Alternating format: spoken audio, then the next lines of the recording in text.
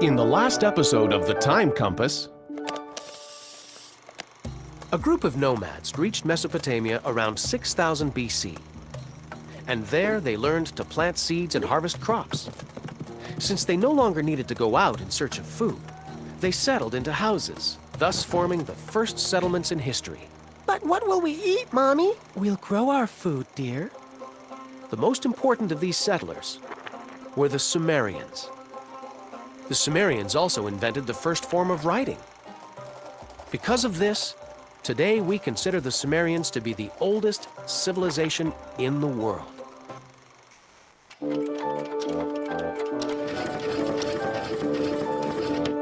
The Time Compass.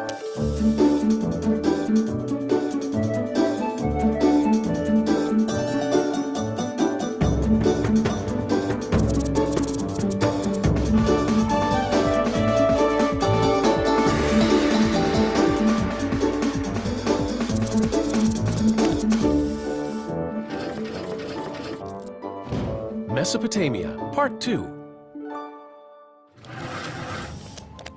Words that are spoken are soon lost to the wind. But if you were to write those words down, then they have some permanence. Writing is a way to put thoughts and ideas into physical form. When you write something down, it lasts for anyone to read. It is the writing of ancient peoples that give historians the best picture of the thoughts and ideas of these people who lived so long ago. As the concept of writing developed, it served to record ways of life and express ideas and thoughts. The ancient Mesopotamians didn't have paper to write on, so they mixed certain minerals with water to make clay, which they put into molds. When the clay was soft, they could write on it. Then the clay was baked in ovens, turning it hard and making the writing permanent. The marks made on these tablets were made by nails or wedges, or cuneus in Latin. So this type of writing was called cuneiform. In the year 1692 BC, a king named Hammurabi united the kingdom of Babylon and decided that laws had to be not just written, but engraved in stone. He thought that if the laws were in the open for everyone to see, then people would be better able to understand them and determine if someone was guilty or innocent. A huge basalt stone with 282 laws was engraved. These laws were to be followed by everyone in the kingdom and made up the first law code in history. The basic principle of the Code of Hammurabi was an attempt to make everything fair. If someone wronged someone else, they were punished, and punished in a way that fit the crime they committed. In other words, an eye for an eye and a tooth for a tooth. Babylon. Of all the cities I've visited in Mesopotamia, the most famous and strongest is Babylon. This was what the great traveler Herodotus of Halicarnassus said when he arrived in Babylon. Herodotus was a Greek who lived in the 5th century BC and is considered to be the world's first historian. The ancient city of Babylon was home to one of the 7 wonders of the ancient world. A series of gardens were built on the walls in such a way that, when seen from a distance, they appeared to be floating in air. This wonder was called the Hanging Gardens of Babylon. The legend goes that these marvelous gardens adorned with exotic plants were built by the great king Nebuchadnezzar II. Yes, I did it in honor of my wife, who wanted reminders of the floral setting of her childhood. Nebuchadnezzar II lived around 600 BC and inherited rule over Babylon from his father, who had overthrown the Assyrians and gained Babylon's independence. Nebuchadnezzar II also conquered Judea and Jerusalem, which means that he was portrayed as a very cruel man in the Bible. But it was thanks to the reign of Nebuchadnezzar that Babylon became a beautiful and wondrous city, becoming the Pearl of Mesopotamia. In Mesopotamia, the gods were worshipped in temples called ziggurats. There was a huge ziggurat in Babylon, and it is said that it had a 90-meter high tower that seemed to rise up to the heavens.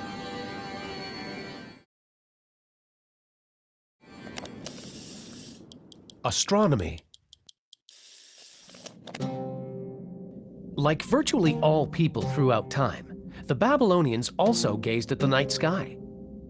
The Babylonians believed that the earth was a fixed disk and that the sky was like a sphere that circled around it once a day, which is why stars remained in the same place night after night. But then they noticed that there were heavenly bodies that moved in different directions from all the others. The Babylonians considered these bodies to have magical, supernatural powers. The priests dedicated their nights to studying them and gave them names that we know today as Mars, Mercury, Jupiter, Venus, and Saturn. Today, we know that these moving heavenly bodies are planets, and that they move independently from stars because they orbit around the sun. The Babylonians believed that these planets were powerful gods, and that these gods controlled the fate of mankind. The priests began to use the movement of these bodies to interpret fortune or misfortune, and in so doing, the Babylonians invented what today we call astrology.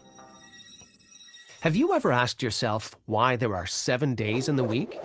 Well, it was the Babylonians who organized the week into 7 days and named them after these 5 planets plus the sun and the moon. In many languages today, the days are still related to these heavenly bodies. In English, these are Monday for the moon, Saturday for Saturn, and Sunday, well, for the sun. The Epic of Gilgamesh. The oldest written story that we know of comes from this time period. It is about a legendary hero called Gilgamesh. The son of a goddess and demigod, Gilgamesh was a very brave, handsome king who also thought he was invincible.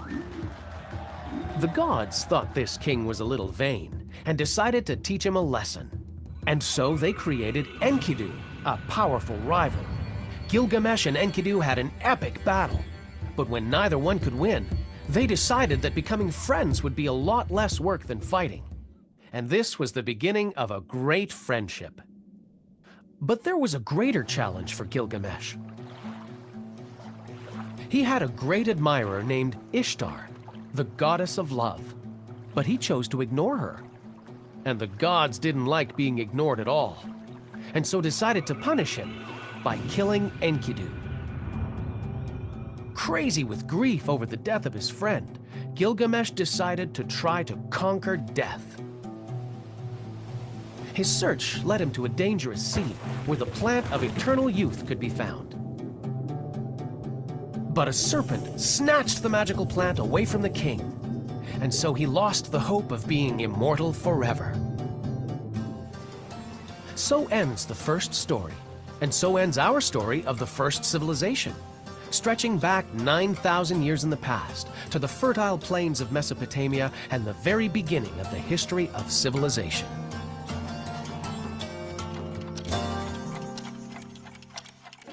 Let's dig a little deeper with our time compass and find out about pyramids. If you look at the ancient temples of Mesopotamia, you can see that they have a shape that is very familiar to us, a pyramid. But wasn't it the Egyptians that built the pyramids? Yes, the most famous pyramids are in Egypt, but many other civilizations built temples of this shape. In fact, many civilizations that had absolutely no contact with each other, in various corners of the world and in different ages, all built temples in the form of pyramids. We've already seen the ziggurats of ancient Mesopotamia. These temples were built about 5,000 years ago.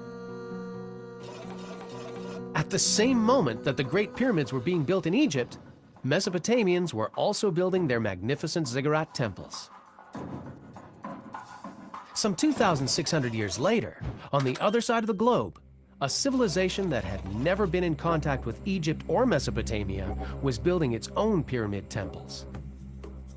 The Maya civilization. Just like the ziggurats in Mesopotamia, the Mayan temples were used by priests to honor their gods in religious ceremonies. And in Central America, around the year 150 AD, the members of a civilization called Teotihuacan began the construction of an impressive sun pyramid. They did not use stone blocks like the Egyptians, but mounds of earth covered in pieces of petrified lava. 50 years later, the Teotihuacan completed a pyramid measuring almost 64 meters in height and with 365 steps, one for each day of the year. 1,200 years later, the Aztecs continued this tradition in Mesoamerica. In the legendary city of Tenochtitlan, they built 25 temples that imitated the mountains reaching towards the heavens. These pyramids instilled fear and respect, and sometimes ceremonies involving human sacrifices were carried out on stone altars at the peaks of these pyramids.